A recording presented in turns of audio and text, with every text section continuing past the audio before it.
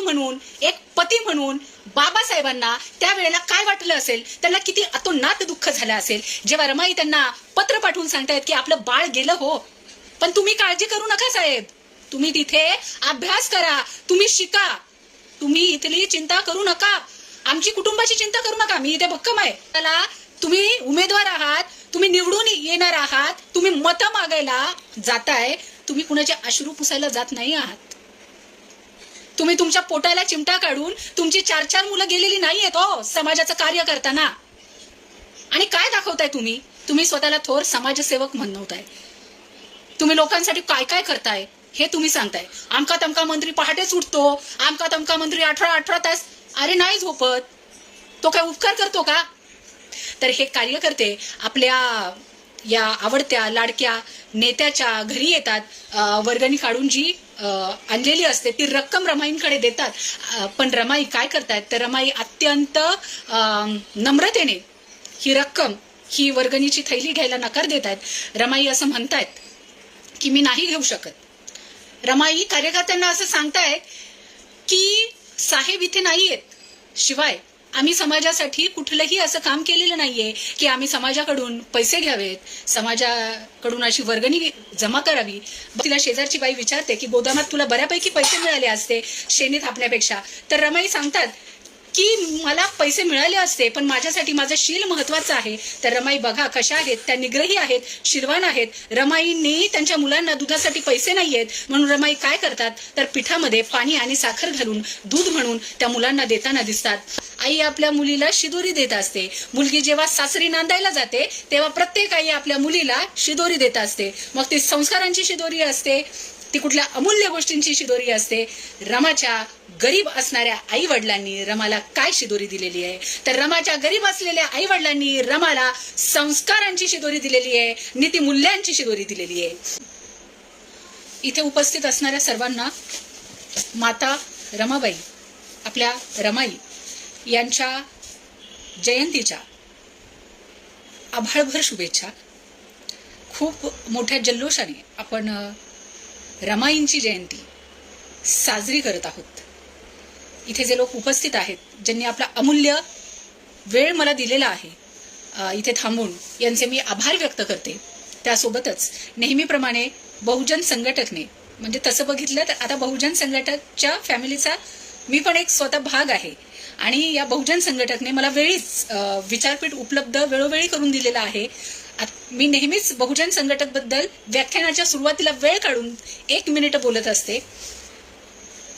नेहमीच माझं हेच बोलणं राहिलेलं आहे की इतकं सगळं काळं साम्राज्य आजूबाजूला असताना, काळं साम्राज्य कसलं, तर जी काही वैचारिक अधोगती, जे काही अधपतन आपल्या समाजाचं झालेलं आहे सध्या आजूबाजूला, या इतक्या सगळ्या वैचारिक अधपतनाच्या, इतक्या सगळ्या वैचारिक ऱ्हासाच्या, या भयानक अशा या साम्राज्याच्या चालू असणाऱ्या काळामध्ये तितक्याच निग्रहानं, तितक्याच निश्चयानं आमच्या महापुरुषांचे जे क्रांतिकारी विचार आहेत ते ठामपणे पोचवण्याचं काम करणारं, उभं राहिलेलं असं आपलं स्वतःचं असं हे विचारपीठ आहे. बहुजन संघटकची ही जी टीम आहे अत्यंत निश्चयी आहे, अत्यंत महापुरुषांच्या आदर्शावर चालणारी अशी ही टीम आहे, आणि म्हणून यांचं विशेष कौतुक. आणि मला संधी दिल्याबद्दल पुन्हा एकदा आभार. आणि आपला जो विषय आहे अत्यंत सुंदर असं शीर्षक इथे त्यांनी दिलेलं आहे. त्या शीर्षकाचं नाव आहे आदर्शाचा अतुल्य ठेवा म्हणजे रमाई. जय भीम. सर्वांना माझा पुन्हा एकदा जय भीम. आता आदर्शाचा अतुल्य ठेवा म्हणजे रमाई, ह्या शीर्षकातच सगळं काही येतं. रमाई कशा होत्या, रमाई कशा होत्या याच्यापेक्षा रमाई काय आहेत, रमाई म्हणजे काय, रमाई ह्या फक्त एक व्यक्ती आहेत का, ती एक व्यक्तिरेखा आहे का, रमाईंना आपण का आठवायचं आहे. मी सातत्याने 2 ते 3 वेळा माझ्याकडून असं सातत्याने याचा पुनरुच्चार करण्यात आला की अत्यंत जल्लोषात आपण रमाईंची जयंती साजरी करत आहोत. म्हणजे मी हे याच्यासाठी बोलते आहे की यापूर्वी, म्हणजे या आधीचा जो काळ झाला, या आधी बाबासाहेबांची जयंती जितक्या जल्लोषात होत होती, तितक्या जल्लोषात रमाईंची जयंती झालेली आपण बघितली नाही. आणि म्हणूनच आता हा जो काळ आहे, हा जो भयानक काळ आहे, जो सोकावतो आहे, आता ह्या काळावर आपल्याला मात करायची आहे. आता या काळावर आपल्याला मात करायची आहे, या अविचाराच्या काळावर आपल्याला मात करायची आहे, या अविवेकी काळावर आपल्याला मात करायची आहे. आणि ती कशाच्या माध्यमातून, कशाच्या द्वारे? तर कुठल्याही हत्याराच्या नाही, शस्त्रांच्या नाही, तर आपल्याकडे एकमेव साधन आहे, शस्त्र आहे, हत्यार आहे, ते म्हणजे जे आमचे महापुरुष आहेत, जे बहुजनांचे महापुरुष आहे, ज्यांनी इथे आदर्श अशी मूल्य व्यवस्था निर्माण करण्यासाठी आपल्या आयुष्याचा क्षण आणि क्षण वेचलेला आहे. असे हे जे आमचे महापुरुष आहेत, या ज्या आमच्या महायुगनायिका आहेत, या ज्या आमच्या संघर्ष माता आहेत, ज्यांच्या त्यागामुळं, संघर्षामुळं आज इथे आम्ही आत्मविश्वासाने उभे आहोत. आज आम्ही अन्यायाच्या विरोधात बोलतो आहोत.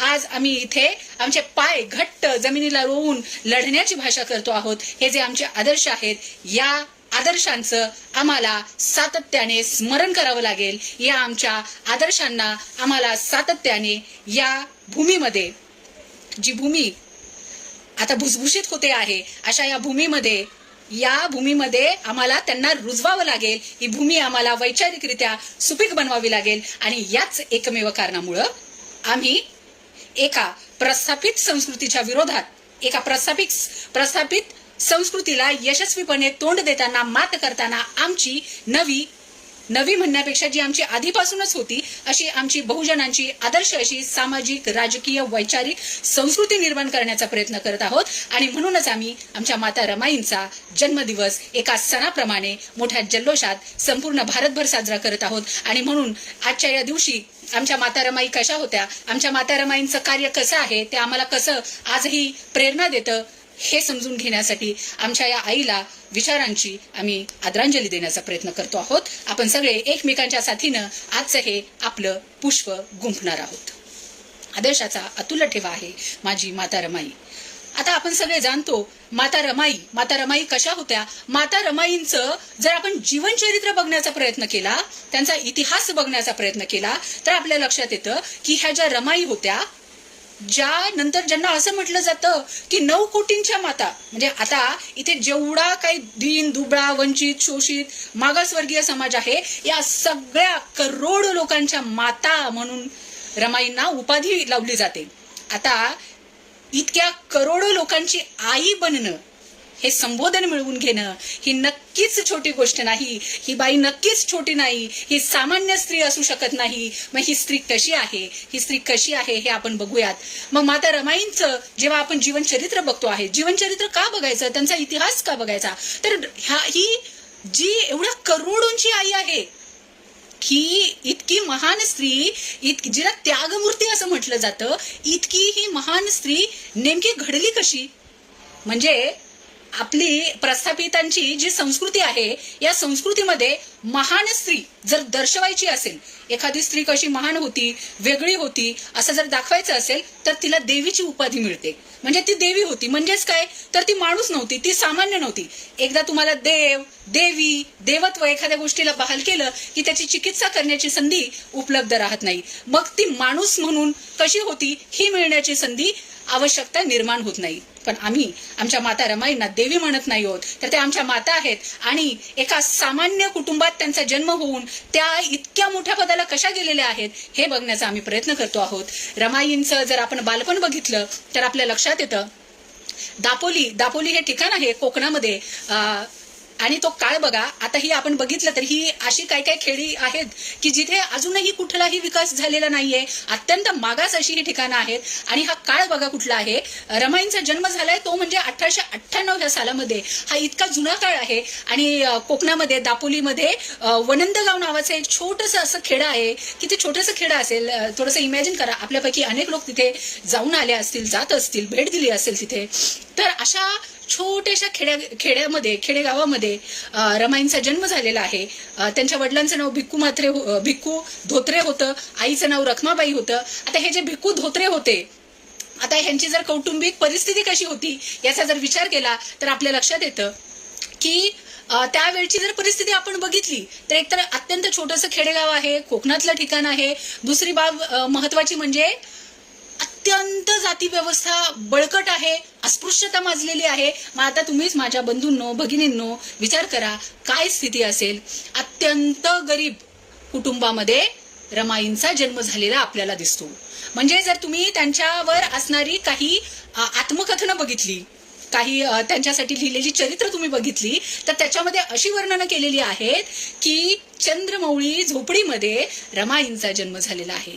म्हणजे एका झोपडीमध्ये, पक्क्या नसलेल्या घरामध्ये, इतक्या गरिबीमध्ये या रमाचा जन्म झालेला आपल्याला दिसतो. मग घरची परिस्थिती कशी आहे? वडील काय करत होते? तर वडील मोलमजुरीची कामं करत होते. अस्पृश्यतेचे भयानक चटके आहेत. आई काय करायची? आई एक गृहिणी होती. अत्यंत गरिबी आहे, इतकी गरिबी आहे रमाच्या कुटुंबाची की एक वेळचं अन्न मिळणंही त्यांच्यासाठी बरेचदा खूप कठीण अशी बाब होऊन बसलेली आहे. अशा इतक्या गरीब कुटुंबामध्ये रमाबाईंनी जन्म घेतलेला दिसतो. रमाबाईंनी आर्थिकदृष्ट्या जरी अत्यंत गरिबीमध्ये जन्म घेतलेला असला तरी माझ्या बंधूंनो, भगिनींनो, एक आपल्याला लक्षात घ्यावं लागेल की रमा नावाची ही मुलगी, ही छोटीशी मुलगी रमाई कशी बनली. ही जी प्रोसेस आहे, ही जी प्रक्रिया आहे रमाची रमाई बनण्याची, ही प्रक्रिया, ह्याची जी पाळमुळं आहेत ती कुठे रुजलेली आहेत. जर हे आपण बघितलं तर बालपणी रमावर जे काही संस्कार करण्यात आले, कुटुंबामध्ये जे काही तिला शिकवलं गेलं, तिच्या आईने जी काही मुलीला शिकवण दिली गेली आणि त्या शिकवणुकीमध्ये ही रमाई घडलेली आपल्याला दिसते. रमाईंची आपल्या जयंती आहे, आपण रमाईंचं स्मरण करतो आहोत आणि या निमित्ताने ज्यांनी रमाई घडवलेली आहे, ज्यांनी आपल्या मुलीमध्ये ही क्षमता निर्माण केलेली आहे की जी आज इतक्या करोडोंची आई आहे, जी इतक्या करोडोंच्या हृदयात जिचं स्थान आहे, मानाचं, सन्मानाचं, पावित्र्याचं स्थान आहे, ही अशी मुलगी ज्या आई वडिलांनी घडवली, त्या आई वडिलांचंही आज स्मरण करणं आजच्या दिवशी आपलं कर्तव्य ठरतं. आणि म्हणून मी म्हणते आहे की रमाईंना घडवणारी, रमाला घडवणारी रमाची आई कशी होती. रमाची आई कशी होती? खूप शिकलेली होती का? तर नाही. रमाची आई म्हणजे एक अशिक्षित स्त्री होती, घर सांभाळणारी बाई होती, मोलमजुरी करणाऱ्या एका पतीची ती पत्नी होती. 3 मुलं बिचारीला होती. त्या 3 मुलांना खाऊ पिऊ कसं घालायचं, एक वेळचं जेवण मिळालं तर दुसऱ्या वेळचं मिळेल का, याचा विचार, याची भ्रांत ज्यांच्या पुढे होती, अशा कुटुंबातली ही गृहिणी होती. आणि शिवाय रमाची ही जी आई होती ही प्रचंड कष्टाळू अशी बाई होती. आणि इतक्या प्रचंड कष्टामुळं सातत्याने आजारीही पडण्याचं जे प्रमाण होतं ते खूप जास्त होतं. गरिबी होती, आजारपण होतं, इतक्या सगळ्या समस्या होत्या. तरी पण रमाईंची आई कशी होती, ज्या बाईने रमाई घडवली. तर बघा, मी तुम्हाला काही किस्से सांगणार आहे रमाईंच्या बालपणातले. 1-2 किस्से आहेत आणि ह्या प्रसंगावरून आपल्या लक्षात येईल हे मी काय ऐकवते आहे. मी तुम्हाला असं म्हणते आहे की जिने रमाई घडवली ती आई कशी होती. मग ती आई कशी होती हे समजून सांगण्यासाठी, हे समजून घेण्यासाठी माझ्याकडं 1-2 किस्से उपलब्ध मला झालेले आहेत. तर काय आहे, तर रमाईंची आई बघा कशी होती. रमाईंची आई, मी असं म्हटलं प्रचंड गरिबी होती, हे होतं ते होतं, पण रमाईंची आई कशी आहे. रमाच्या आईने रमाला काय शिकवलेलं आहे. रमाच्या आईने रमाला, म्हणजे आपण सगळे जाणतो, मी पुढच्या टप्प्याकडे जेव्हा येईल की रमाचं लग्न जेव्हा झालं, विवाह जेव्हा झाला, तेव्हा रमाचं वय 9 वर्ष होतं. म्हणजे 9 वर्ष म्हणजे बघा किती लहान मुलगी होती. म्हणजे जेव्हा रमा 5-6 वर्षांचीच होती, इतक्या छोट्या मुलीला घरातली जबाबदारी कशी पार पाडावी, घरगुती जी आपली कामं असतात, कौटुंबिक जी कामं असतात, जेवणाखानाचं काम असेल, जी काही इतर कामं असतात, स्त्री सुलभ कामं कशी निगुतीने करता येतील, हे सगळं शिक्षण रमाच्या आईने इतक्या लहान वयातच रमाला दिलं होतं.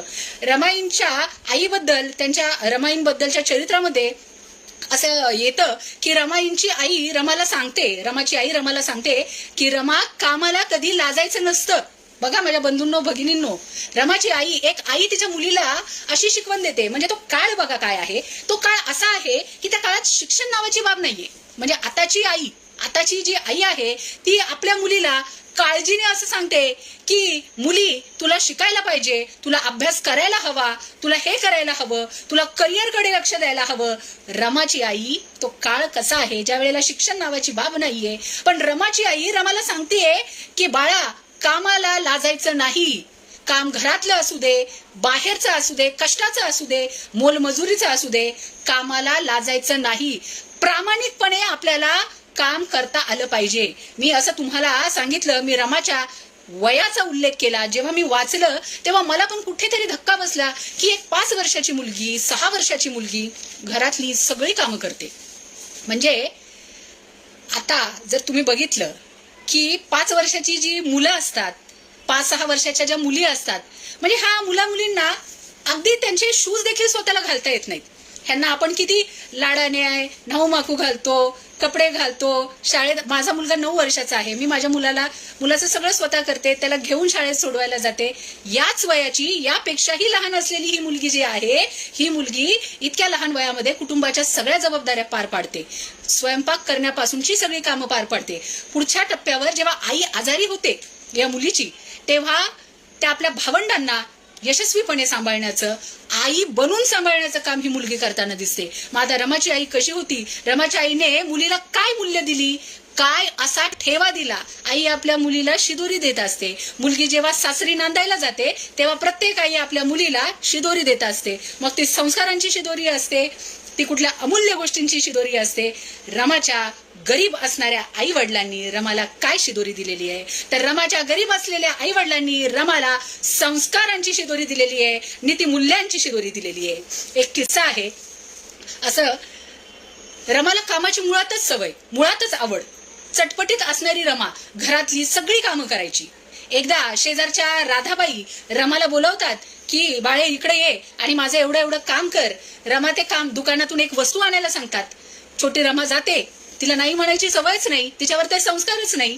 उलटून बोलण्याचे संस्कार नाहीत, कामाला नाही म्हणण्याचे, काम चुकारपणा करण्याचे संस्कार नाही. अशी कामसू असणारी ही आमची रमा दुकानात जाते आणि त्या शेजारच्या ज्या बाई आहेत त्यांनी सांगितलेलं जिन्नस ती आणून देते. आणि मग त्या बाई काय करतात, तर त्या बाई सहजरित्या तिला बक्षिसी म्हणून एक पैसा देतात तिच्या हातावर. आता तो मिळालेला पैसा, तो जो आहे तो घेतल्यानंतर रमाला आनंद होतो. आता साधी गोष्ट आहे, लहान मुलगी आहे की मी केलेल्या कामाची मला बक्षिसी मिळालेली आहे म्हणून ती कौतुकाने येते आणि आपल्या आईला ते दाखवते, ते पैसे दाखवते. आई रमाला खडसावते. आई रमाला म्हणते की हे पैसे कुठून आले, हे पैसे तुझ्याकडे कुठून आले? रमा सांगते की हे पैसे कुठून आले? शेजारच्या मावशीचं मी काम करून दिल्यामुळे त्यांनी मला बक्षिसी दिलेली आहे, असं ती कौतुकाने सांगते. पण दुसऱ्याच क्षणी काय होतं, तर रमाची आई तिच्या तोंडामध्ये चापट मारते आणि ती म्हणते की तू जे केलेलं आहेस ते चुकीचं केलेलं आहेस. आता तू काय चूक केलेली आहेस, तर तू जे काम केलेलं आहेस, जे काम करून दिलंस, जी मदत केलीस, त्या मदतीचे तू पैसे घेतलेस. म्हणजे तुझी मदत केलेली आहेस ती तू निरपेक्ष भावनेने केलेली मदत नाहीयेस, तर काहीतरी स्वार्थ ठेवून मला ही गोष्ट मिळेल असा काहीतरी मनामध्ये अप्पलपोटेपणा बाळगून तू हे काम केलेलं आहेस. आणि या गोष्टीची अद्दल तुला घडली पाहिजे, तुला आयुष्यभर ही गोष्ट लक्षात राहिली पाहिजे, याच्यासाठी मी तुला आज ही चापट दिलेली आहे. रमाची आई, प्रसंग इतकाच आहे पण रमाची आई प्रचंड रागावते, प्रचंड चिडते. ही गोष्ट रमाच्या त्या बालमनावर बिंबलेली आहे आणि पुढे जाऊन जेव्हा रमाई होण्याचा रमाचा हा जो प्रवास आहे, या प्रवासामध्ये ह्या घटनेने फार मोठा असा हातभार लावलेला आहे. रमाच्या आईने रमाला सांगितलेलं आहे की बाळा, आपण जी कोणाला मदत करतो आहोत ती मदत करताना मला त्या मदतीमुळे काही फायदा होईल, माझं हित साधलं जाईल याचा विचार करायचा नसतो. तर मदत करताना आपल्या हिताचा, फायद्याचा, लाभाचा विचार न करता निरपेक्ष भावनेने, त्याग भावनेने ते काम करायचं असतं. इतकी मोठी शिकवण जी संतांनी आज तागायत दिली, जी शिकवण बुद्धांनी दिली, जी शिकवण आज तागायत होऊन गेलेल्या जगातल्या सर्व महापुरुषांनी दिली, विचारवेत्यांनी दिली, ही शिकवण दापोलीतली, वणंद गावातली एक अशिक्षित स्त्री आपल्या मुलीला देताना दिसते आहे. रमाचं बालपण कसं आहे आपण याच्यासाठी बघतोय की रमाई कशी झाली. ह्या किस्स्यावरून, ही जी घटना होती, ह्या घटनेवरून आपल्या लक्षात येतं की रमावर जे संस्कार झालेले आहेत, रमाई बनण्याचे, त्याची मुळं तिच्या आई वडिलांनी दिलेल्या संस्कारामध्ये आहे. आईने तिला एक उत्तम अशी गृहिणी बनवलेलं आहे. जेवण कसं बनवावं, अन्नाचा नाश कसा होऊ नये, या सगळ्या गोष्टींचे धडे उत्तमरित्या आईने आपल्या मुलीला अगदी बालवयात दिलेले आहेत. म्हणजे पुढचा टप्पा म्हणजे फार पुढे नाही हो, अगदी 9 वर्षाच्या आतमध्येच थोड्याच दिवसांनी ह्या रमाईंच्या आईचं निधन झालेलं आपल्याला वाचायला साहजिकच वाचायला मिळतं की रमाईंच्या आई निवर्तलेल्या आहेत. आणि अशा वेळेला जी धाकटी भावंड आहेत, आपली बहीण आणि आपला भाऊ, या दोघांचाही भार आई म्हणून रमा पेलताना दिसते आहे. जेमतेम रमाचं वय 8 वर्षांचं आहे. एक 7-8 वर्षाची मुलगी आपल्या लहान भावंडांना आई म्हणून जपते आहे, आई म्हणून सांभाळते आहे, घर सांभाळते आहे. म्हणजे आपल्या सध्या कल्पनेच्या पलीकडची असामान्य अशी घडलेली ही बाब आहे असं आपल्याला म्हणावं लागेल. मग रमाचं बालपण अजिबातच सुखात गेलेलं नाहीये. फक्त गरिबी आहे, फक्त कष्ट आहेत, काही नाहीये आयुष्यामध्ये. शिक्षण नाहीये, खायला 2 वेळचं व्यवस्थित जेवण नाहीये. तरी देखील ही मुलगी कशी आहे? अत्यंत शांत आहे, संयमी आहे, मदतीला तत्पर असणारी मुलगी आहे, चांगल्या मनाची मुलगी आहे, चांगल्या संस्कारांची मुलगी आहे. आता याच्यावर आणखीन रमाच्या आयुष्यात सातत्याने संकट आहेत, दुःख आहेत, अगदी बालवयापासून. मी असं म्हटलं की 7-8 वर्षाची असताना रमाईंच्या आई गेल्या आणि थोड्याच दिवसाने रमाईंवर जे त्यांच्या वडिलांचे छत्र होतं, आईनंतर त्यांचे जे वडील होते त्या वडिलांचंही थोड्याच कालावधीत निधन झालं. आता विचार करा, अशा अवस्थेमध्ये म्हणजे सर्वात मोठी असणारी 8-1 वर्षाची मुलगी आणि तिची धाकटी भावंड, ही तीनही मुलं अनाथ झालेली आहेत. आई वडिलांचं छत्र हरपलेलं आहे. ज्या वयामध्ये आई वडील हवेत त्या वयात आई वडील नाहीयेत. मग अशा स्थितीमध्ये आपण सगळे जाणतो की त्यांचे मामा आणि काका या मुलांना घेऊन वनंद गावातून मुंबईला येतात आणि अशा रीतीने रमाचा प्रवेश मुंबईला झालेला दिसतो. वनंद गावची, कोकणातली ही गरीब घरातली छोटीशी मुलगी मुंबईला आलेली आपल्याला दिसते. मुंबईला आल्यानंतर काय होतं, मुळातच कामसू असलेली ही मुलगी बिचारी ज्या काकांच्या घरी राहत असते त्यांच्या घरी ही ती प्रचंड सगळी कामं करायची, सगळ्या निगुतीने करायची. थोड्याच दिवसात ही मुलगी त्या चाळीमध्ये अत्यंत सर्वांची लाडकी बनली, सगळ्यांच्या कौतुकाचा विषय बनली की किती संस्कारी मुलगी आहे असं सगळ्यांच्या कानावर यायला लागलं. आणि याच टप्प्यावर आपण बघतो की याच टप्प्यावर बाबासाहेब भीमराव आंबेडकर 14 वर्षाचे आहेत आणि याच काळामध्ये ते मॅट्रिक झालेले आपल्याला दिसतात. अस्पृश्य समाजातला एक मुलगा मॅट्रिक झालेला आहे. त्या मुलाचा भव्य असा समाजामध्ये सत्कार घडून आलेला आहे. अत्यंत नवलाची अशी, अभिमानाची अशी समाजासाठी बाब बनलेली आहे.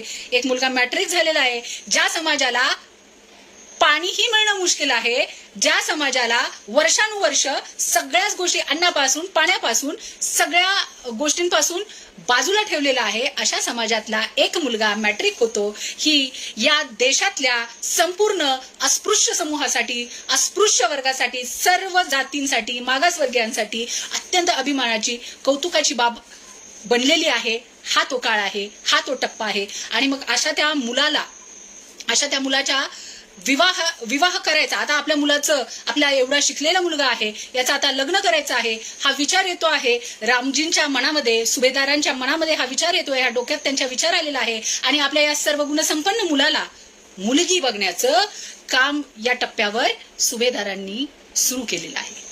मग आता आपल्या इतक्या सर्व गुणसंपन्न असणाऱ्या मुलाला मुलगी कशी असायला हवी, तर साहजिकच मुलगी ही तितकीच सर्व गुणसंपन्न असायला हवी. हा पक्का निश्चय करून सुभेदार साहेब घराच्या बाहेर पडलेले आहेत आणि आपल्या लाडक्या भीमासाठी, आपल्या लाडक्या भिवासाठी, ज्या भिवावर सुभेदारांचं प्रचंड प्रेम आहे, सुभेदारांना पूर्ण खात्री होती की माझा हा मुलगा हा सामान्य मुलगा नाहीये, हा असामान्य आहे, हा पुढे जाऊन खूप मोठं कार्य करणार आहे, खूप महान कार्य करणार आहे.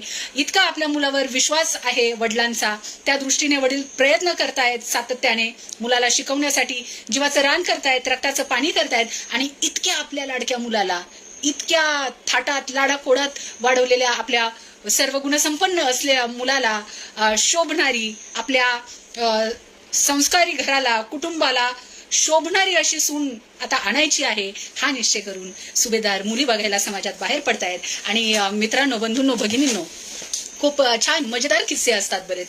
हाही किस्सा तुम्हा सर्वांना माहिती असेल की सुभेदार साहेब हे शेवटी ते बाबासाहेबांचेच वडील होते, प्रचंड निश्चयी होते, आत्मविश्वासू होते. त्यासोबतच ते एक प्रकारे स्वतःचं म्हणणं, स्वतःचं जे मत आहे ते ठामपणे सांगणारे, ते खरं करणारे अशा स्वभावाचे होते. जोवर आपल्याला जी गोष्ट पटत नाही, जे आपल्याला आपल्या बुद्धीला पटत नाही, तोवर ती गोष्ट मान्य करायची नाही, अशा विचारांचे ते होते. ते बाबासाहेबांचेच वडील आहेत. मग असे हे सुभेदार साहेब आहेत, प्रचंड शिस्तबद्ध आहेत, संस्कारी आहेत, लष्करातून आलेले आहेत, आणि मग ते आपल्या भिवासाठी मुली बघतायत. आणि तुम्ही जर इतिहासामध्ये, म्हणजे हे खूप मजेदार गोष्टी आहेत की तुम्ही जर वाचलं तर तुमच्या लक्षात येईल की असं आहे बहुतेक ठिकाणी की सुभेदार साहेबांनी एका ठिकाणी भिवासाठी मुलगी बघायला ते गेले, त्यांना मुलगी पसंत पडली, त्यांना आवडली, आणि त्यांनी तिथे मुलीच्या हातावर मिठाई ठेवली, 1 रुपया ठेवला. म्हणजे थोडक्यात त्यावेळच्या प्रथेनुसार की ही मुलगी पसंत आहे हे दर्शवण्याचं ती कृती होती, ती त्यांनी केली. आणि सुभेदार साहेब निघून आले. घरी आल्यानंतर त्यांनी आपल्या बहिणीला सांगितलं की आपल्या भिवासाठी मी मुलगी बघून आलेलो आहे, मी मुलगी पसंत करून आलेलो आहे. थोड्या दिवसांनी सुभेदार साहेबांच्या कानावर आलं की दुसऱ्या ठिकाणी ह्या मुलीपेक्षा अधिक वरचढ भासणारी, सुंदर असणारी, अधिक छान असणारी मुलगी आहे. हे समजल्यानंतर सुभेदार साहेब काय करतात, तर सुभेदार साहेब ती मुलगी बघायला जातात. सुभेदार साहेबांना दुसरी मुलगी पहिल्या मुलीपेक्षा अत्यंत जरा वरचढ वाटते, आणि मग सुभेदार साहेबांचं मन बदलतं आणि सुभेदार साहेब या मुलीला पसंत करतात. पण त्यानंतर सुभेदार साहेबांच्या कानावर पडतं की एक मुलगी आहे, कोकणातून आलेली आहे, अनाथ आहे, आई वडिलांचं छत्र हरपलेली आहे, रमा नावाची मुलगी आहे, गरीब आहे अत्यंत, काकाच्या मामाच्या घरी वाढते आहे, एकदा तुम्ही त्या मुलीला बघून या, प्रचंड संस्कारी मुलगी आहे, असं त्यांच्या कानावर पडतं. सुभेदार साहेब आपल्या लाडक्या भिवासाठी त्यांना बेस्ट, आपण म्हणतो ना सर्वात बेस्ट असं मला पाहिजे, ते बघण्यासाठी सुभेदार साहेब जातात आणि रमाला ते बघतात. रमाला बघितल्यानंतर सुभेदार साहेब निश्चय करतात की माझ्या घरामध्ये सून म्हणून, एक आदर्श सून म्हणून कुठली मुलगी राहू शकते, माझ्या इतक्या हुशार मुलाची साथ जर कुठली मुलगी देऊ शकते तर ती हीच मुलगी आहे. हे रमाला बघितल्यानंतर तल्लख बुद्धी असणाऱ्या सुभेदार साहेबांची खात्री पडते. सुभेदार साहेब रमाला फक्त आपल्या नजरेने ओळखतात की ही मुलगी काय आहे, कशी आहे, आणि सुभेदार साहेब कुठलाही मागचा पुढचा विचार न करता रमाला पसंती दर्शवतात, लग्न पक्क करतात. यासाठी सुभेदार साहेब त्यावेळेस जात पंचायती बसायच्या. आता आपल्याकडे जात पंचायती बसत नाहीत, पण त्यावेळी जात पंचायती बसायच्या. याचा परिणाम असा झाला की जात पंचायतीमध्ये सुभेदार साहेबांवर सर्वांनी ओरखडे ओढले की आधीच्या मुली आमच्या पसंत करून तुम्ही नाकारल्या, आमच्या मुलींना आता बट्टा लागलाय, आमच्या मुलींना कोण पसंत करणार. म्हणून सुभेदार साहेबांनी जाहीररित्या समाजाची माफी मागितलेली दिसते जात पंचायतीमध्ये, आणि दंडही भरलेला दिसतो. असा एक किस्सा नमूद करण्यात आलेला आहे, आपल्या जर वाचनात आलेला असेल तर. मला सांगायचं आहे याच्यातून की काय झालेलं आहे की रमा किती आदर्श होती, रमा किती संस्कारी होती, हे पुढच्या काळाला तर सिद्ध झालंच, पण सुभेदार साहेबांनी आपल्या नजरेने रमा किती योग्य आहे, किती चपकल आहे हे नेमकं ओळखलेलं आहे. आणि अशा पद्धतीने ही गरीब कुटुंबातली असणारी रमा ही सकपाळांच्या घरात गेलेली आहे, ही बाबासाहेबांच्या आयुष्यात आलेली आहे, बाबासाहेबांची जीवनसंगिनी बनलेली आहे, हे आपल्याला दिसतं. रमाईंचं लग्न झालं तेव्हा ती होती 9 वर्षाची, आणि बाबासाहेब त्यांचं वय आहे 14 वर्षाचं. आपण सगळे जाणतो की बाबासाहेब आणि रमाईंच्या लग्नाचा जो प्रसंग आहे, विवाहाचा जो प्रसंग आहे, भाजी मंडईमध्ये, मुंबईला भाजी मंडईमध्ये हे लग्न झालेलं आहे, हे आपण सगळेजण जाणतो आहोत. आता बघा कशी गोष्ट आहे, ही इतकी लहान मुलगी आहे, 9 वर्षाची मुलगी आहे. ही 9 वर्षाची मुलगी इथे येते, बिचारी अनाथ आहे, आई वडिलांचं छत्र हरपलेली. इथे आल्यानंतर हिचं लग्न झालेलं आहे, आई वडील नाहीयेत, काय अवस्था झाली असेल मुलीची. आणि सगळ्यात महत्वाची गोष्ट विचार करा की किती गांगरून गेलेली मुलगी असेल की अचानक ही अडाणी मुलगी जी शिकलेली नाहीये, प्रचंड गरिबीतून आलेली आहे, ज्यांच्या घरी 2 वेळच्या जेवणाची भ्रांत आहे, अशा कुटुंबातून आलेली ही अत्यंत बिचारी गरीब मुलगी आहे. आणि ही इथे येते आणि ही सुभेदारांची सून बनते. ही अशा कुटुंबामध्ये लग्न होऊन जाते की जिचा पती शिकलेला आहे, जिचा पती मॅट्रिक झालेला आहे, जिचे सासरे सुभेदार आहेत, ज्या घरामध्ये बऱ्यापैकी सुबत्ता आहे, अशा घरामध्ये आता आपल्याला जायचं आहे. अचानक घडलेल्या या सगळ्या गोष्टीमध्ये किती म्हणजे ही मुलगी किती गांगरून गेलेली आहे. आणि इतक्या अशा अवस्थेमध्ये, गांगरलेल्या अवस्थेमध्ये रमा प्रवेश करते आहे बाबासाहेबांच्या घरात. आता बाबासाहेबांच्या घरचं वातावरण कसं होतं तर असं म्हटलं जातं की बाबासाहेबांचे जे वडील होते ते लष्करातले असल्यामुळे ते कडक शिस्तीचे होते. त्यांच्या घरात अभ्यासू वातावरण होतं, अभ्यासाचं वातावरण होतं. हे जे सुभेदार साहेब होते हे स्वतःही शिकलेले असल्यामुळे, शिवाय ते कबीरपंथी असल्यामुळे घरातलं वातावरण हे अत्यंत संस्कारी धार्मिक असं वातावरण असायचं. मुलांना ते काटेकोरपणे अभंग म्हणायला सांगायचे, पर्वचे म्हणायला सांगायचे.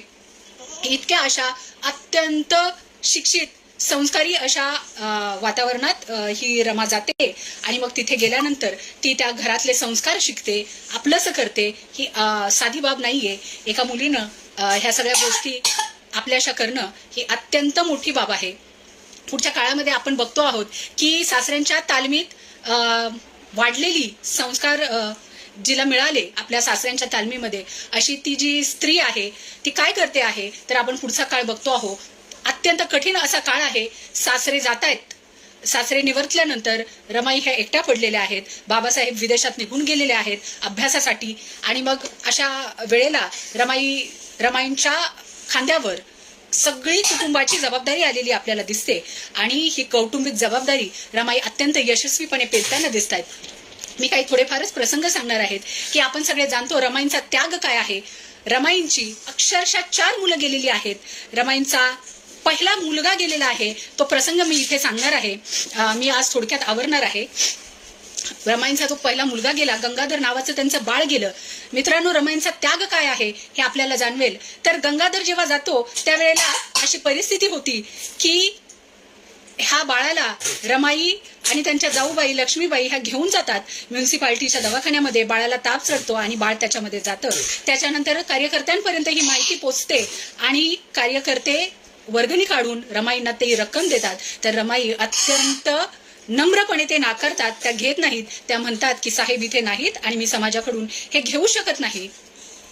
रमाईंचे असे अनेक प्रसंग आहेत. आपण सगळे जाणतो रमाईंची सगळी अपत्य गेलेली आहेत.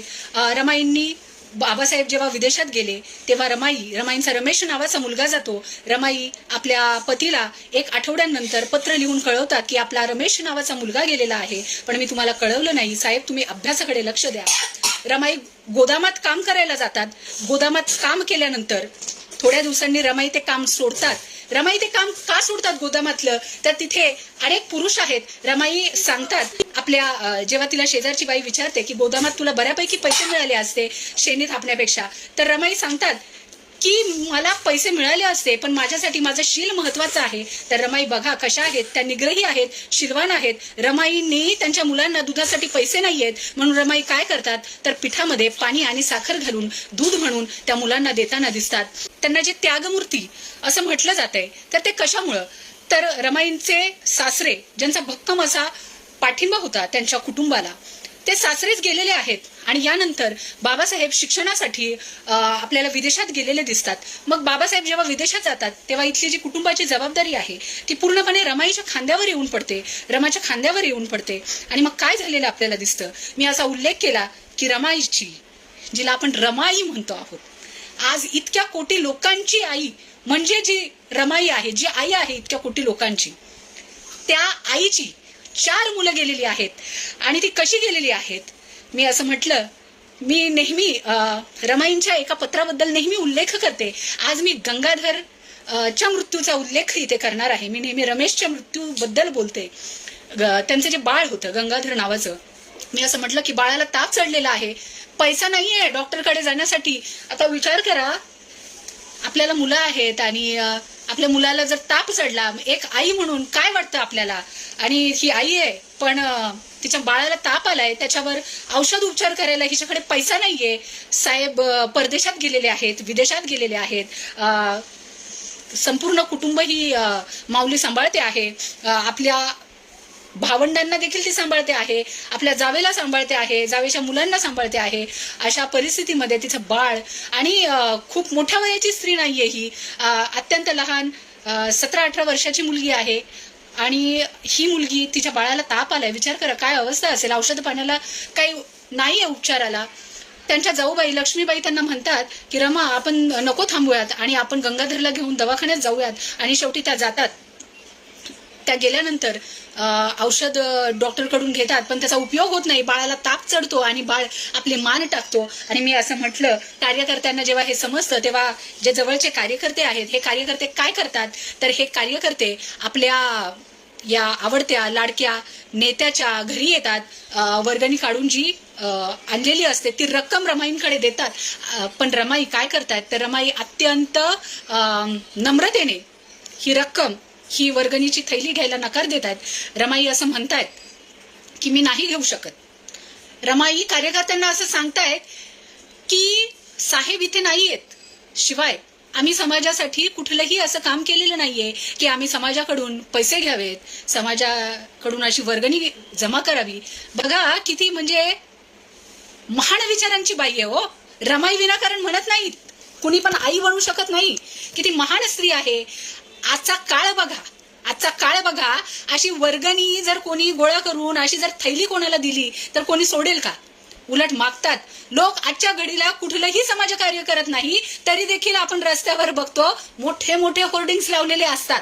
आमके तमके मोठमोठी कामं कशी समाजासाठी केली, समाजासाठी कसा दिवसाचा रात्रीचा दिवस ते करता आहेत, रक्ताचं कसं पाणी करता आहेत, आमके तमके ढमके 18 तास काम करतात. कोणी पहाटे उठतो, कोणी झोपतच नाही, कोणी जेवतच नाही.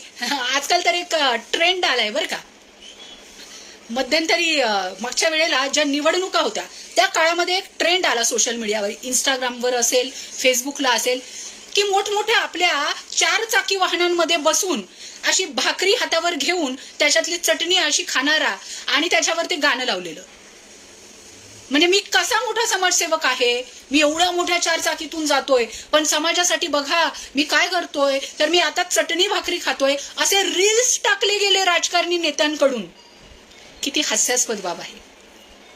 काय काम करताय तुम्ही, तर तुम्ही प्रचारासाठी जाताय. तुम्ही उमेदवार आहात, तुम्ही निवडून येणार आहात, तुम्ही मतं मागायला जाताय. तुम्ही कुणाचे अश्रू पुसायला जात नाही आहात.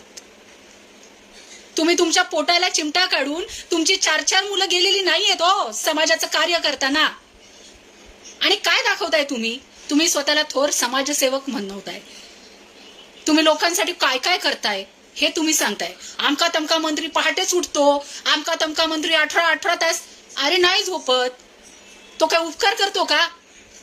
रमाई काय म्हणतायत, बाबासाहेब परदेशात गेलेले आहेत. बाबासाहेब स्वतःच्या तुंबड्या भरण्यासाठी, स्वतःचं कुटुंब चालवण्यासाठी परदेशात गेलेले नाहीयेत.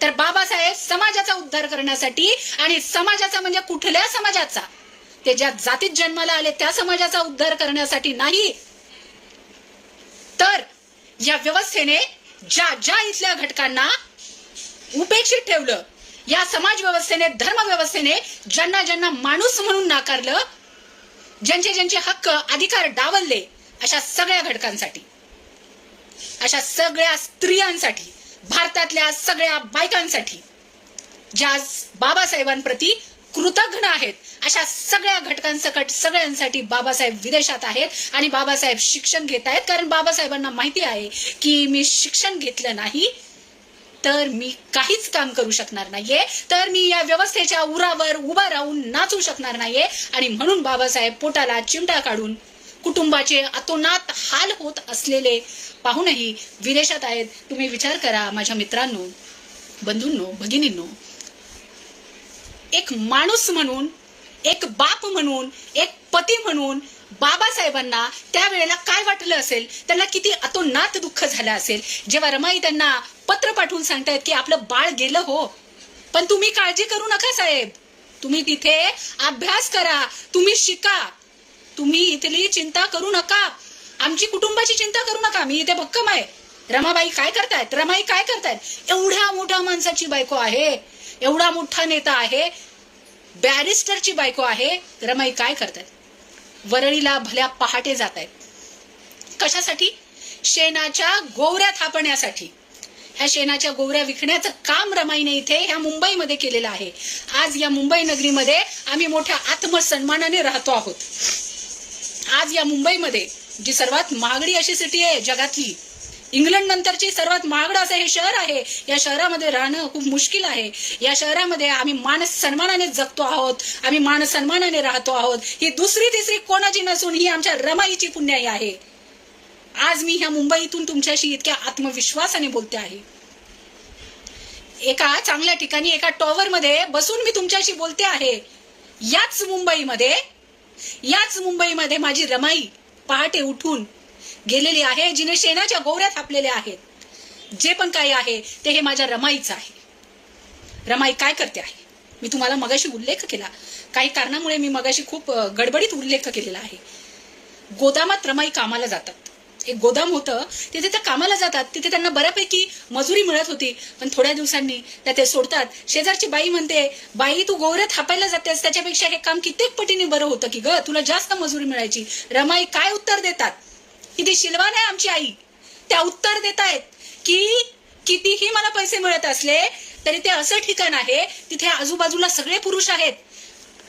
ते असे पुरुष आहेत ज्यांची वाईट नजर आहे बायकांवर, आणि अशा पुरुषांमध्ये मला थांबायचं नाहीये. मला किती जरी पैसे मिळाले तरी अशा ठिकाणी मला काम करायचं नाही, कारण मला माझं शील, मला माझं चारित्र्य, मला माझ्या कुटुंबाचे संस्कार, माझी इब्रत महत्वाची वाटते. आमची आई इतकी शिलवान आहे. गोदामात काम करणं सोडून त्या पहाटे उठून शेणी थापायला जातात. घरी येऊन कुटुंबातली सगळी कामं करतात. आपल्या लहान लहान बाळांचा त्या सांभाळ करतात. त्यांची 4 बाळं गेलेली आहेत. इंदुमती नावाची त्यांची अत्यंत छान सुंदर लाडकी मुलगी, तिने प्राण सोडलेला आहे. रमेश नावाच्या मुलाने प्राण सोडलेला आहे. आणि साहेब जेव्हा येतात तेव्हा राजरत्न झालेला नावाचा एक सुंदर असा मुलगा आहे. राजरत्न अत्यंत गोंडस होता. असा उल्लेख आहे की बाबासाहेबांचा तो अत्यंत लाडका मुलगा होता. अत्यंत प्रिय असं बाळ होतं. या बाळानेही औषध उपचारांच्या अभावी आपली मान टाकलेली आहे. 4 मुलं या मातेची गेलेली आहेत.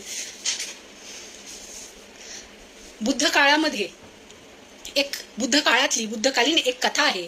एका स्त्रीची कथा आहे जी पुढे जाऊन भिकुणी बनलेली आहे, जिने अर्हत पद प्राप्त केलेलं आहे.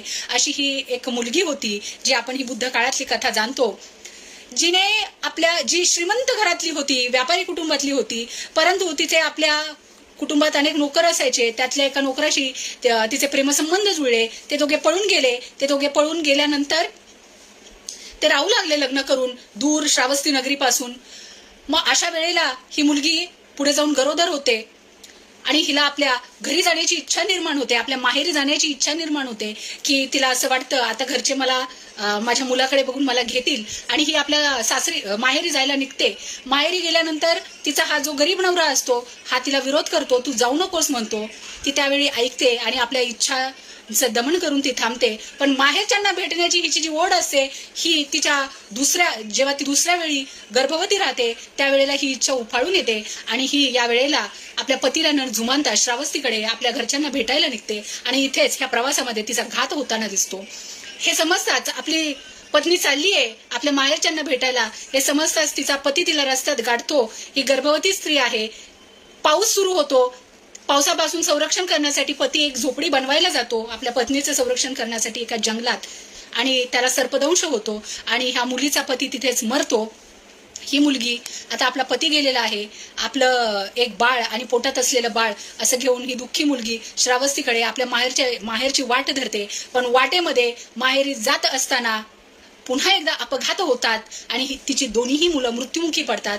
पती मृत्युमुखी पडतो, प्रवासामध्ये दोन्ही मुलं मृत्युमुखी पडतात, आणि ती तशीच दुःखी अवस्थेत आपल्या माहेरी जात असताना तिला समजतं की तिच्या माहेरी आग लागलेली आहे आणि माहेरचे सगळे तिचे लाडके, तिचे प्रियजनही मृत्युमुखी पडलेले आहेत. अशा प्रसंगी काय होताना दिसतं तर ही वेडीपिशी झालेली दिसते.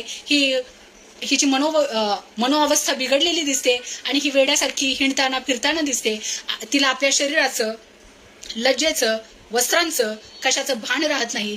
आणि अशा प्रसंगामध्ये तिची भेट होते तथागतांची भेट झाल्यानंतर ही जी मनोरुग्ण झालेली स्त्री आहे, विमनस्क झालेली स्त्री आहे, हिला सत्याची आठवण होते, हिला सत्याची प्रचिती येते. दुःख म्हणजे काय हे तिला समजतं. मृत्यू ही शाश्वत अवस्था आहे. मृत्यू ही न टळणारी माणसाच्या आयुष्यातली अटळ अशी अवस्था आहे. मृत्यू हे अंतिम सत्य आहे हे ती जाणते. ती दुःखमुक्त होते आणि ती भिक्खुणी बनते. अशी ही कथा आहे. ही कथा जेव्हा आपण ऐकतो, जेव्हा आपण वाचतो, ही जी स्त्री आहे ही पटाचार्य नावाची भिक्कुणी आहे. पटाचार्याचं हे जे दुःख आहे हे प्रचंड असं मोठं दुःख आहे. रमाईचं जे दुःख आहे हे पटाचार्याच्या दुःखाशी साधर्म्य साधणारं असं दुःख आहे. रमाईचं जे दुःख आहे ते यशोधरेच्या दुःखाशी साधर्म्य साधणारं असं महान असं दुःख आहे. दुःखाचेही प्रकार आहेत. हे दुःख रडगाणं गाणारं नाही. रमाईचं दुःख हे असहायतेचं दुःख नाही. रमाईचं दुःख हे लाचार असणारं दुःख नाही. तर रमाईचं दुःख मी म्हणते आहे हे महान दुःख आहे. ह्या बाईनं आपली 4 मुलं घालवलेली आहेत, पण ही बाई आज करोडो कोटी लोकांची आई बनलेली आहे. रमाई काय करताना दिसतात, काय प्रसंग आहे. मी म्हटलं की त्यांनी वेळ प्रसंगी दूधवाल्याला द्यायला पैसे नव्हते म्हणून पिठात पाणी आणि साखर घालून आपल्या मुलांची तहान भागवलेली आहे. रमाई कशा आहेत. मी एक प्रसंग सांगत होते. तो प्रसंग असा होता की पुढच्या काळामध्ये साहेब बॅरिस्टर होऊन पुन्हा भारतात येतात आणि भारतात आल्यानंतर साहेबांची वकिली बऱ्यापैकी चालते. बॅरिस्टर झालेले आहेत, वकिली जोरात चालते असा एक उल्लेख आहे. सांगलीमधली महारवतनाची एक केस साहेब जिंकतात आणि काळ बघा कुठला आहे, 300 रुपये साहेबांना ती केस जिंकल्यानंतर मिळतात. साहेब ते पैसे रमाईंच्या हातामध्ये देतात आणि म्हणतात, बघ तू नेहमीच ओरडतेस ना रमा, तू नेहमीच म्हणतेस की माझं बायका मुलांवर लक्ष नाही, आता घे हे 300 रुपये. साहेब अशीच एक मोठी केस जिंकतात आणि साहेबांना 500 रुपये मिळतात. बघा त्यावेळेला 500 रुपये मिळालेले आहेत, किती मोठी रक्कम आहे. साहेब काय करतात या 500 रुपयांचं, तर साहेब या 500 रुपयांची पुस्तकं आणतात. बघा घरामध्ये अशी परिस्थिती आहे आणि साहेब काय करतायत, तर ते 500 रुपयांची पुस्तकं आणतायत, ग्रंथ आणतायत. साहेबांचं ग्रंथप्रेम सगळ्या जगाला माहिती आहे. अशा वेळेला रमाई काय करतायत, रमाई चिडतायत, रमाई भांडतायत. अहो आपण काय केलं असतं, आपण किती भांडलो असतो, बायका किती भांडतात हो. म्हणलं असतं कसला समाज, कशाला पाहिजे ती पुस्तकं, इथं माझ्या घरात नाहीये खायला प्यायला, हे महत्वाचं आहे. रमाई काय करतात बघा, किती संस्कारी आहेत त्या. बघा रमाई बाबासाहेबांना नम्रतेने सांगतायत, बाबासाहेबांचं ग्रंथप्रेम त्यांना माहिती आहे. रमाई काय सांगतायत आपल्या पतीला की तुम्ही पुस्तकं घेतली 500 रुपयाची. याच्यानंतर बाबासाहेब रमाईंवर प्रचंड चिडलेले दिसतात.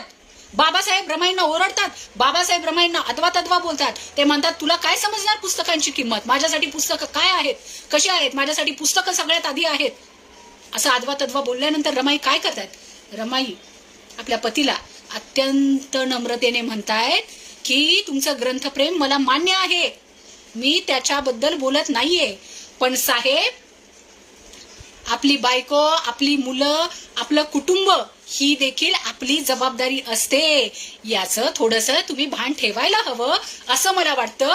असं म्हटल्यानंतर बाबासाहेबांचा चढलेला पारा उतरताना दिसतोय. बाबासाहेबांना सत्याची कुठेतरी जाणीव होते आहे, बाबासाहेबांना व्यावहारिक गोष्टीची जाणीव होते आहे आणि बाबासाहेब तत्काळपणे रमाईची माफी मागतायत. बाबासाहेब म्हणतायत की रमा तू माझे डोळे उघडलेस, की माझं जेवढं समाजावर प्रेम आहे, माझं कुटुंब ही माझी जबाबदारी आहे, जसं समाज माझी जबाबदारी आहे, पुस्तकं माझी आहेत, तसंच माझी मुलं बायको ह्यांची जबाबदारी ही माझी जबाबदारी आहे, हे तू मला अशा पद्धतीने समजून सांगितलंस. बाबासाहेब रमाईंना म्हणतायत की तू तर सर्वात मोठी वकील आहेस आज, असं मला वाटतं. बघा म्हणजे किती नम्रतेनं ह्या स्त्रीने आपल्या पतीला पती म्हणून असणाऱ्या गृह कर्तव्याची जाणीव करून दिलेली आहे. ही स्त्री भांडलेली नाही, ही स्त्री आपल्या हक्कांसाठी हिने पतीला त्रास दिलेला नाही. आता जर आपण ही तुलना केली, बाबासाहेब होऊ शकतात का, बाबासाहेब पुन्हा होऊ शकत नाहीत. बाबासाहेब का होऊ शकत नाहीत, बाबासाहेब घडण्यासाठी, बाबासाहेब घडवण्यासाठी रमाई असणं गरजेचं आहे आणि रमाई सारखी बाई घडलेली आपण बघू शकत नाही आहोत. रमाई ही साधारण स्त्री नाहीये. ह्या इतक्या सगळ्या प्रसंगातून आपल्याला समजलं असेल की ही स्त्री नक्कीच सामान्य नाहीये. सामान्य स्त्री रडते, चिडते, रागावते, तिला समाजाबद्दल इतर गोष्टींशी तिला घेणं देणं नसतं. सामान्य स्त्रीला दागिने हवे असतात, सामान्य स्त्रीला चांगले कपडे हवे असतात, सामान्य स्त्रीला राहायला मोठं घर, छान चौकी करायच्या असतात. रमाई कशी आहे? रमाई ही पण एक स्त्री आहे, तिच्या पण सहज सुलभ स्त्री सुलभ भावना आहेत. रमाईलाही वाटलं असेल कधीतरी आपण नवीन साडी नेसावी, रमाईलाही वाटलं असेल आपण एखादा नवा दागिना घालावा, आपण बॅरिस्टरची पत्नी आहोत. पण नाही, रमाई कशा आहेत? रमाईंना आपल्या पतीचा संघर्ष समजलेला आहे आणि म्हणून रमाई काय करतायत? रमाई आपल्या पतीच्या संघर्षामध्ये सहभागी होत आहेत, साथ देत आहेत. रमाईंना आपल्या पतीचा संघर्ष, बाबासाहेबांचा संघर्ष कसा समजलेला आहे याचे 2-3 उदाहरणं देणार आहे आणि शेवटाकडे मी येणार आहे. बाबासाहेबांचे जे सहकारी होते वराळे नावाचे, वराळेंच्या पत्नीचं एक पुस्तक माझ्या वाचनात आलं की त्याच्यामध्ये त्यांनी रमाईंच्या काही आठवणी नमूद केलेल्या आहेत. त्याचं हे छोटंसं पुस्तक आहे.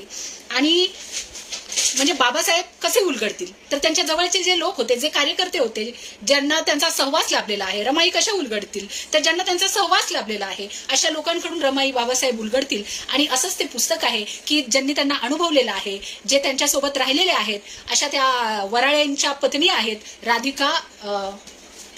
राधाबाई वराळे यांचं एक छान हे असं पुस्तक आहे. वाचा तुम्हीही, मजेशीर आहे. रमाईंच्या अनेक छान आठवणी त्यांनी त्याच्यात सांगितलेल्या आहेत. रमाई आपल्या पतीच्या संघर्षात कशा सहभागी होत्या हे याच्यातून आपल्याला समजतं. रमाईंची तब्येत पुढच्या टप्प्यावर खालावलेली दिसते आणि त्या सतत आजारी असायच्या. मग अशा प्रसंगी हे वराळे धारवाडचे होते. धारवाडला बाबासाहेब विद्यार्थ्यांसाठी, गरीब विद्यार्थ्यांसाठी वसतिगृह चालवायचे. त्या वसतिगृहामध्ये म्हाराची, मांगाची, ढोराची, चांबाराची अशी वेगवेगळ्या जातीची मुलं त्यांनी ठेवलेली होती आणि त्यांच्या शिक्षणाचा खर्च आणि सगळ्या गोष्टींचा खर्च बाबासाहेब करायचे. धारवाडचे हे जे वसतिगृह होतं हे चालवण्याची जबाबदारी वराळेंकडे दिलेली होती आणि वराळे अत्यंत प्रामाणिकपणे ही जबाबदारी पार पाडत होते. आईसाहेब आजारी असायच्या म्हणून वराळे त्यांना धारवाडला घेऊन गेलेले दिसतात बाबासाहेबांच्या परवानगीने, हवा पारेट म्हणून. तिथे गेल्यानंतर एका दिवशी म्हणजे वसतिगृहामध्ये आईंच्या कानावर येतं, रमाईंच्या कानावर येतं, त्यांना समजतं की वसतिगृहामधला अन्नधान्याचा साठा संपलेला आहे आणि वसतिगृहातली जी मुलं आहेत त्यांना जेवायला काही नाहीये, मुलं उपाशी आहेत असं रमाईंना समजतं. त्यांना कोणीच सांगत नाही, त्यांच्या कानावर ही बातमी पडते. क्षणाचाही विलंब न करता ते वराळेंना बोलवून घेतात आणि त्यांच्या हातामध्ये रमाबाई एक 100ची नोट देतात आणि आपला दागिना काढून देतात आणि त्या म्हणतात, आता तुम्ही ताबडतोब जा आणि ह्या माझ्या मुलांना तुम्ही अन्नधान्य जे काय हवं आहे ते घेऊन या, मुलं उपाशी आहेत, हे मला सहन होत नाहीये. बघा, या प्रसंगातून आपल्याला हे समजतं की माता रमाईंना बाबासाहेबांचं जे काम होतं, जो संघर्ष होता, जे उदात्त ध्येय होतं, हे समजलेलं होतं. त्यांना ही गोष्ट कोणी करायला सांगितली नव्हती, पण त्या ज्या पद्धतीने घडल्या होत्या, त्यांच्यावर जे संस्कार झाले होते, बाबासाहेबांचं कार्य त्यांनी आपलंच केलं होतं, समाजाला बाबासाहेबांप्रमाणे त्यांनी आपलंच केलं होतं. हे जे सामाजिक जाणीवेचं प्रचंड असं भान आहे. आज एवढ्या शिकलेल्या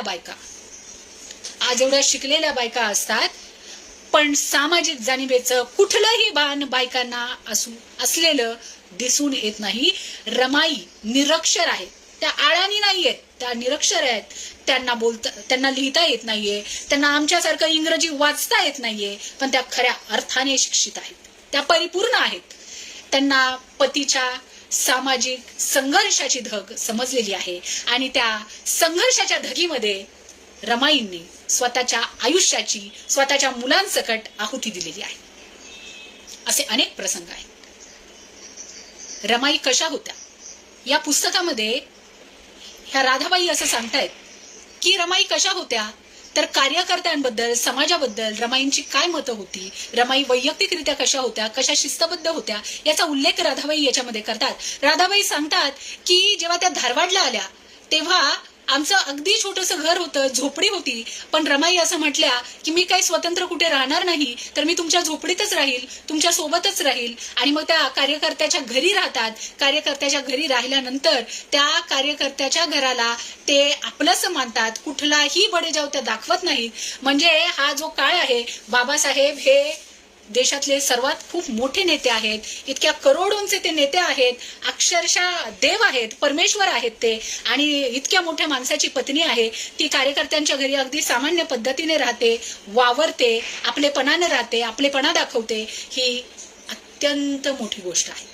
त्यावेळेस मीडिया नव्हता, म्हणजे आता जसं अगदी काही छोट्या छोट्या गोष्टी केल्या तरी पण लोक ताबडतोब लाईव्ह येतात किंवा व्हिडिओ बनवून दाखवतात. आता आपण बघतो सेलिब्रिटी आहेत, नेते आहेत, काहीही म्हणजे हे काय करतात विशेष असं कधी कधी हे पडतो की अक्षरशः असे व्हिडिओज आपण बघतो की कुठेतरी गेलेत बाबा, खाली जमिनीवर बसलेत तर ह्यांचे पेपरमध्ये फोटो येतात, त्यांच्या मीडियावर गाजतात की बघा ते जमिनीवर बसले, किंवा कुणाच्या तरी घरी जाऊन ते जेवले, शेतात जाऊन ते कोणाचे जेवले. म्हणजे सामाजिक जाणीवेची ही जी काही व्याख्या आहे सध्याची, ही किती भंपक अशी व्याख्या आहे. म्हणजे अरे कोणीतरी कुणाच्या तरी घरी जाऊन फरशीवर बसला आहे, त्या कुणाच्या तरी गरीबाच्या झोपडीत जाऊन तो नेता जेवतो आहे आणि त्याचं तुम्ही एवढं कौतुक करता आहात. त्यावेळेला मीडिया नव्हता, त्यावेळेला कुठल्याही ह्या गोष्टी नव्हत्या. रमाई काय करतात? रमाई कुठल्या प्रसिद्धीसाठी हे करणार? तेव्हा प्रसिद्धीचा विषयच नव्हता. सामाजिक जाणीव असणं म्हणजे काय, समाजकार्य म्हणजे काय, समाजासाठी झटणं म्हणजे काय, नेता बनणं म्हणजे काय, समाजाला मार्ग दाखवणं म्हणजे काय, हे रमाईंना बाबासाहेबांनी इतकंच समजलेलं आहे. हे आपल्याला लक्षात घ्यावं लागेल. रमाई कशा आहे?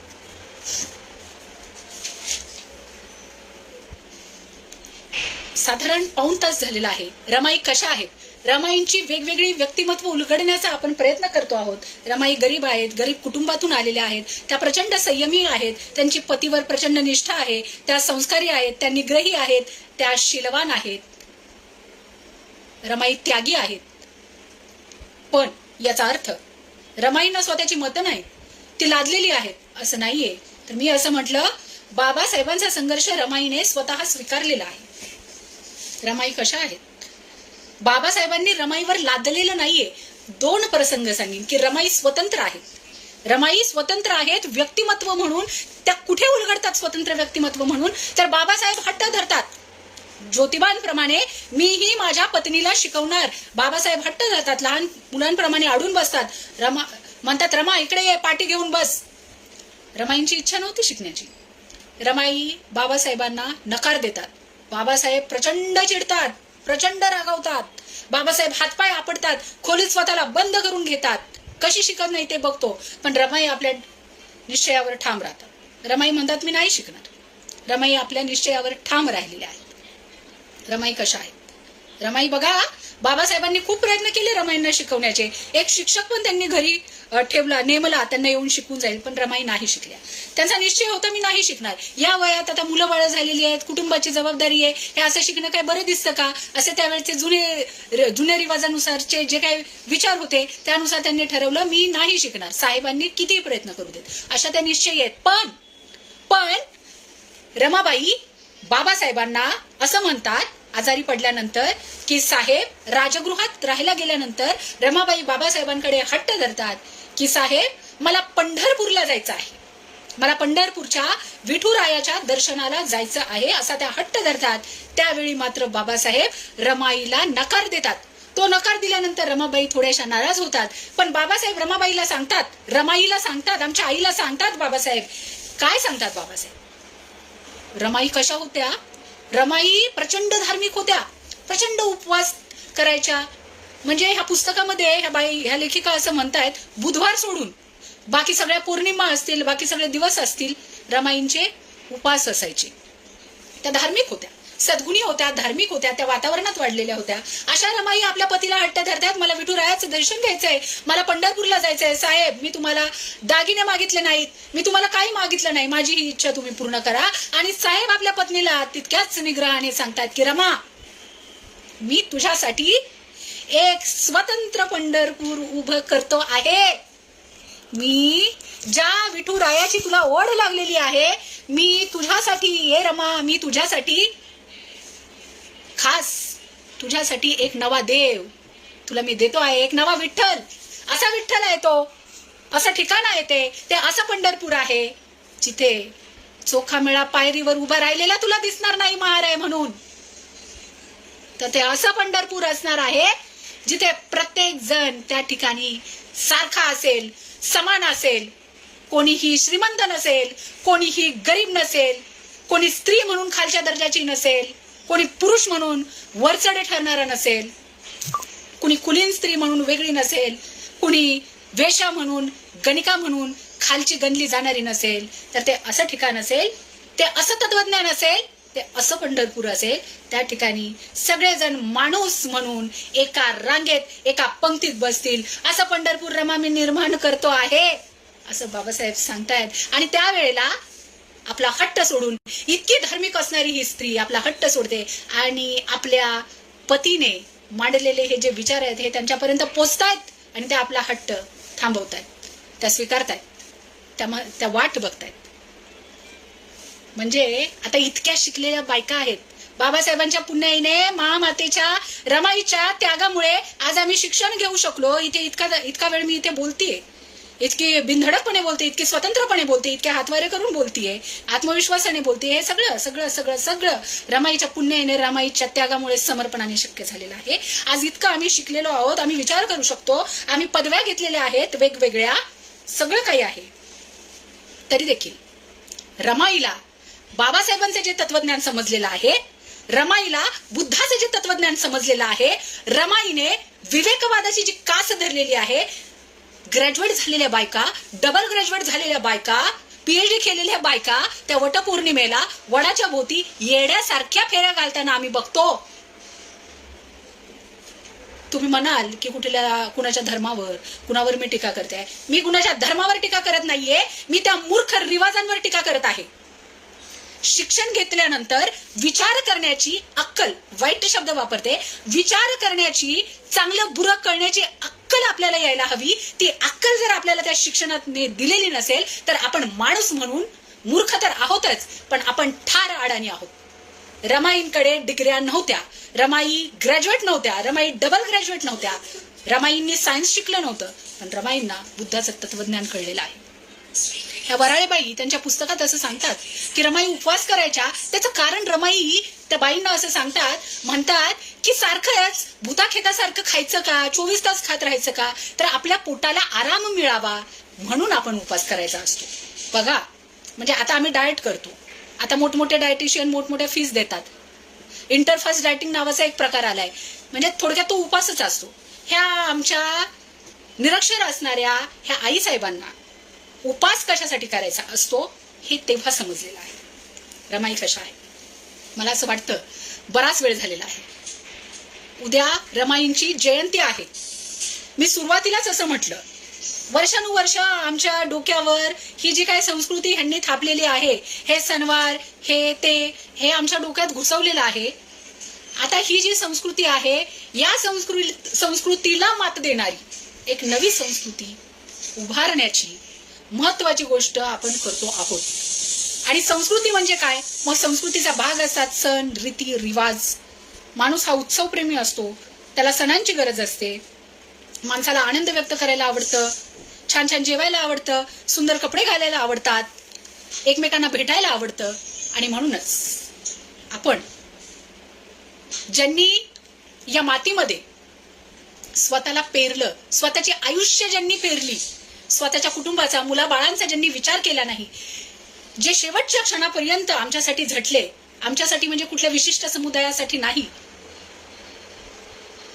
तर एक समाज घडवण्यासाठी, माणसाला माणूस पण मिळवून देण्यासाठी ज्यांनी अविरत असा संघर्ष केला, असे हे जे आमचे महापुरुष आहेत, आमच्या या महामाता आहेत, ज्या खूप महान आहेत, ज्या दंतकथेतल्या, कुणाच्या ग्रंथातल्या, पुराणातल्या, कुठल्या तरी काल्पनिक देव्या, कुणाचं मुंडकं छाटणाऱ्या, कुणाचे हातपाय उडवणाऱ्या, कुठल्या तरी अग्निदिव्यातून जाणाऱ्या, अशा काल्पनिक उभ्या केलेल्या अनेक प्रतिमांपेक्षा ज्या वेगळ्या आहेत, ज्या वास्तव आहेत, ज्या सत्य आहेत, ज्या ऐतिहासिक आहेत, ज्या पुराणातल्या नाही आहेत, ज्या काल्पनिक नाही आहेत, ज्या वास्तव आहेत, अशा ज्या आमच्या महामाता आहेत, असे जे आमचे महापुरुष आहेत, ह्यांचा जन्मदिवस आहे. ह्यांच्या जयंत्या साजऱ्या करणं, ह्यांच्या ज्या ह्या जयंत्या आहेत, यांचे जे हे जन्मदिवस आहेत, ते आमच्यासाठी सणांपेक्षा वेगळे नाही आहेत, किंबहुना हेच आमचे सणवार आहेत. आणि म्हणून माता रमाईंची जयंती आपण अशा प्रकारे उत्साहाने साजरी करतो आहोत. उद्या जी रमाईंची जयंती आहे, उद्याच्या दिवशी सर्व स्त्रियांनी रमाईंमुळे मी सातत्याने बोलते, जे पण काय आहे रमाईंच्या त्यागामुळे आहे, आपण रमाईंच्या त्यागामुळे आहे. उद्या रमाईंची जयंती आहे आणि आपण सर्वांनी खूप आनंदामध्ये सणाप्रमाणे ही साजरी करायची आहे. ही गोष्ट छान कपडे घालायचे आहेत. रमाईंचं तर आज आपण स्मरण केलेलं आहे, त्यांचे विचार त्या कशा घडल्या हे बघण्याचा प्रयत्न केलेला आहे. विचारांच्या माध्यमातून आपण रमाई जाणून घेण्याचा प्रयत्न केलाय. छान कपडे परिधान करायचे आहेत, घरामध्ये गोडधोड जेवण बनवायचं आहे. अत्यंत उत्साहामध्ये आपण आपला हा सण रमाईंची जयंती साजरी करायची आहे. या उद्याच्या जयंतीच्या आपण सर्वांना खूप खूप शुभेच्छा देते. या आमच्या रमाईंना, या आमच्या आईला, यांच्या विचारांना, यांच्या पवित्र स्मृतींना मी अभिवादन करते, आभार व्यक्त करते. बहुजन संघटकचे मी आभार व्यक्त करते.